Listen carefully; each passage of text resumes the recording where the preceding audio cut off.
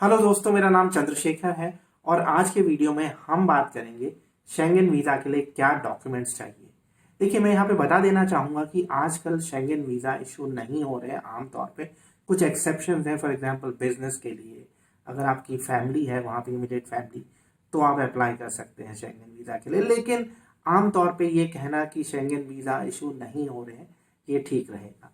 हाँ, ये उम्मीद की जा रही है कि मई में या जून में, जब कोविड की सिचुएशन बेहतर होगी और वैक्सीनेशन और ज़्यादा होगा, तो शेंगेन वीज़ा इशू होने शुरू हो सकते हैं, ऐसी उम्मीद की जा सकती है।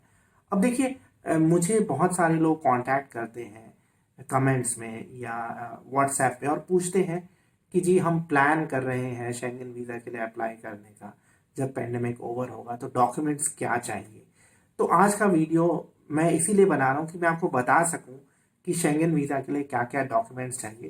मैं आपसे रिक्वेस्ट करूंगा कि आप इस वीडियो को पूरा देखना, क्योंकि ये जो वीडियो है ये मेरे पर्सनल एक्सपीरियंस पे बेस्ड है। पिछले 8 साल में मुझे तकरीबन 3 बार शेंगेन वीज़ाज मिल चुके हैं। ये देख सकते हैं, ये मेरे 2 अलग अलग शेंगेन वीज़ाज हैं। तो मैं इस वीडियो में आपको अपने एक्सपीरियंस के बेस पे सारे डिटेल्स बताने वाला हूँ। वैसे देखिए, ये जो डॉक्यूमेंट चेकलिस्ट है ये वीएफएस की वेबसाइट पे अवेलेबल है, लेकिन मैं यहाँ पे आपको डिटेल में बताने वाला हूँ। मैं आपसे रिक्वेस्ट करूँगा कि आप मेरे यूट्यूब चैनल को सब्सक्राइब कर लीजिए, क्योंकि मैं यूज़फुल इन्फॉर्मेशन आपके साथ शेयर करता रहता हूँ। ये जो भी मैं आपको इन्फॉर्मेशन देता हूँ ये मेरी रिसर्च और एक्सपीरियंस पे बेस्ड है। मैं खुद दुनिया में बहुत सारी कंट्रीज़ में ट्रैवल कर चुका हूँ। अब देखिए, जो शेंगेन वीज़ा है इसके थ्रू आप यूरोप के 26 से ज़्यादा कंट्रीज़ में ट्रैवल कर सकते हैं। इसके अलावा ऐसी कंट्री जो शेंगेन जोन में नहीं है लेकिन ईयू में आती है, वहाँ पे भी ट्रैवल कर सकते हैं। इसके अलावा जैसे फॉर एग्जांपल टर्की में आपको वीज़ा ऑन अराइवल मिल सकता है, अगर आपके पास वैलिड शेंगेन वीज़ा है तो। अब देखिए, जो शेंगेन वीज़ा है ये आप किसी एक कंट्री से अप्लाई करेंगे और ये एक ऐसी कंट्री है जहाँ पे आप मैक्सिमम टाइम बिताने वाले हैं। या अगर आप सपोज करिए 3 कंट्रीज में जा रहे हैं और हर जगह 4 4 दिन बिता रहे हैं, तो ऐसे केस में जहाँ से आप एंटर कर रहे हैं वहाँ से आप शेंगेन वीज़ा अप्लाई करेंगे। मेरा ये सजेशन रहेगा कि जिस कंट्री से आप एंटर कर रहे हैं आप आइटिनरी ऐसे प्लान करिए कि आप शो कर पाएँ कि आप उस कंट्री में मैक्सिमम दिन बिताएंगे। फॉर एग्जांपल, आपका प्लान है फ्रांस, जर्मनी और नीदरलैंड जाने का और आप फ्रांस से एंटर करें, तो कोशिश करिए कि फ्रांस की आइटिनरी में 5 दिन हो, नीदरलैंड्स में 3, जर्मनी में 3। तो इससे आप क्लियरली फ्रांस से अप्लाई कर पाएंगे, क्योंकि ऐसा नियम है। अब ये तो बात होगी कि किस कंट्री से अप्लाई करना है। अ, अब इसके बाद हम आते हैं कि डॉक्यूमेंट्स क्या क्या चाहिए। देखिए, वीज़ा के लिए ज़रूरी है कि आप ये प्रूव कर सकें कि आपके अपनी होम कंट्री के साथ स्ट्रॉन्ग टाइज हैं, यानी आप वापस आएंगे। अब स्ट्रॉन्ग टाइज प्रूव करने के लिए क्या क्या ज़रूरी है। देखिए, सबसे ज़्यादा ज़रूरी है कि आपका प्रोफेशन, आप क्या करते हैं, नौकरी कर रहे हैं, बिजनेस कर रहे हैं। नौकरी कर रहे हैं तो आपका वर्क कॉन्ट्रैक्ट होगा और सैलरी स्लिप्स आती होंगी। अगर बिजनेस कर रहे हैं, बिजनेस का रजिस्ट्रेशन होगा, certificate of incorporation of company होगा, उद्योग आधार होगा, एमएसएमई होगा, तो कुछ ना कुछ तो होगा। वेबसाइट होगी, हो सकता है आपके बिजनेस की। तो वो सारा एविडेंस दिखाइए कि आपका बिजनेस या नौकरी क्या है। उसके अलावा ये जो बिजनेस है या फिर जो आपकी नौकरी है, ये आपका सोर्स ऑफ इनकम भी है। तो दूसरा जो चीज़ आ जाती है वो है प्रूफ ऑफ इनकम। अब देखिए, प्रूफ ऑफ इनकम क्या है। अगर आप नौकरी कर रहे हैं तो सैलरी स्लिप हो सकती है आपकी, जो आमतौर पे मैं रिकमेंड करता हूँ कि 3 महीने की सैलरी स्लिप आपको लगानी पड़ती है और 6 महीने की बैंक स्टेटमेंट। कई जो वीएफएस हैं वहाँ की वेबसाइट में 3 लिखा हुआ है, बट मैं कहूँगा 6 महीने की तैयारी आप रखिए, जहाँ तक बैंक स्टेटमेंट की बात है। अब बैंक स्टेटमेंट में कितने पैसे होने चाहिए, देखिए ये बड़ा ट्रिकी क्वेश्चन है। मेन चीज़ ये इंपॉर्टेंट है कि आपका जो अकाउंट है उसमें पैसा रेगुलरली आ रहा हो, जैसे 40-50 हज़ार रुपये। अगर आप एक साथ पैसा डाल देते हैं तो ये आपके खिलाफ जा सकता है, क्योंकि एम्बेसी को ये लगता है कि आपने ये जो अकाउंट में पैसा है वो सिर्फ वीज़ा लेने के लिए डाला है। तो रेगुलर इनकम ज़रूरी है, वजह इसके कि आप एक साथ अकाउंट में पैसा पार्क कर दें। ऐसा मैं रिकमेंड नहीं करूँगा, क्योंकि मुझसे ये सवाल अक्सर पूछा जाता है कि जी कितना बैलेंस होना चाहिए अकाउंट में। उसके अलावा आपको देखिए 3 साल का ITR दिखाना पड़ता है। अगर आपका कोई फिक्स डिपॉजिट है तो वो दिखाइए, म्यूचुअल फंड है वो दिखा दीजिए, शेयर्स भी दिखा सकते हैं। और इसके अलावा अगर आप इंश्योरेंस का प्रीमियम दिखा दे रहे हैं वो रिसीट लगाइए। प्रॉपर्टी भी आप दिखा सकते हैं, खासकर अगर वो जो प्रॉपर्टी है वो शहरी क्षेत्र में है, मतलब एग्रीकल्चर लैंड दिखाने का कोई फ़ायदा नहीं है। उसके अलावा ये दिखाना भी ज़रूरी है कि आपकी फैमिली टाइज है।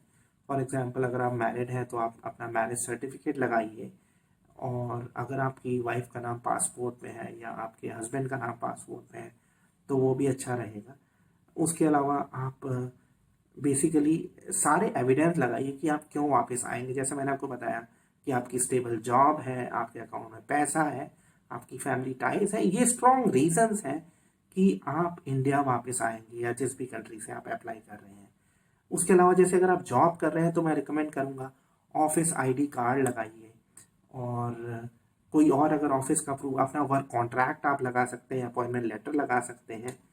उसके अलावा अगर आप जॉब कर रहे हैं लेटर ऑफ लीव अप्रूवल लगाइए अपने बॉस से या सुपरवाइजर से कि आप 15 दिन के लिए यूरोप जा रहे हैं और आपके ऑफिस को कोई ऑब्जेक्शन नहीं है आपकी छुट्टी पे।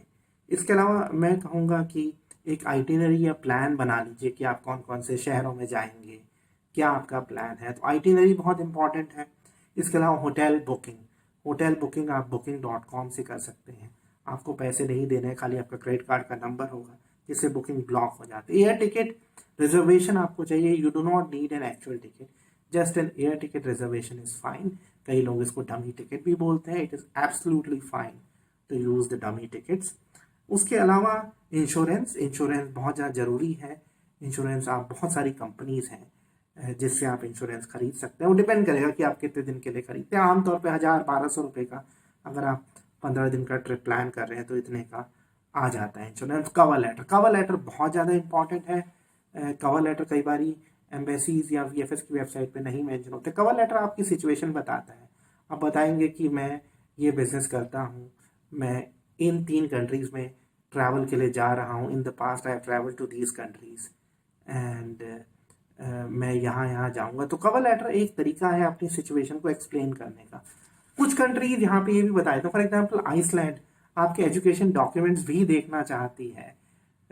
तो अब वो डिपेंड करता है कि किस कंट्री से अप्लाई कर रहे हैं। यहाँ पे मैं आपको एक जनरल डॉक्यूमेंट्स की रिक्वायरमेंट बता रहा हूँ। और इसके अलावा देखिए, अगर आपका सपोज करिए कि बिजनेस रजिस्ट्रेशन नहीं है तो अभी से तैयारी कर लीजिए। अगर आप प्लान कर रहे हैं इस साल में शेंगन वीज़ा के लिए अप्लाई कर, MSME ले लीजिए और इनकम टैक्स भर दीजिए अगर कुछ पेंडिंग है तो। अब लोग पूछते हैं कि कितने का इनकम टैक्स भरना चाहिए, तो मैं कहूँ कम से कम 5 लाख का इनकम टैक्स होना चाहिए आपका। और उसके अलावा मैं कहूँगा कि आप अगर प्लान कर रहे हैं तो 6 महीने पहले से तैयारी करना शुरू कर दीजिए, अपने डॉक्यूमेंट्स को अरेंज कर लीजिए ताकि आपको लास्ट मिनट में दौड़ भाग नहीं करनी पड़े।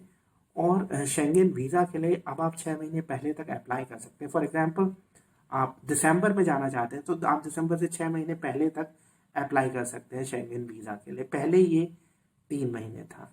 तो अगर आप इन सब चीज़ों का ध्यान रखेंगे तो आपको वो शेंगन वीज़ा ज़रूर मिलेगा।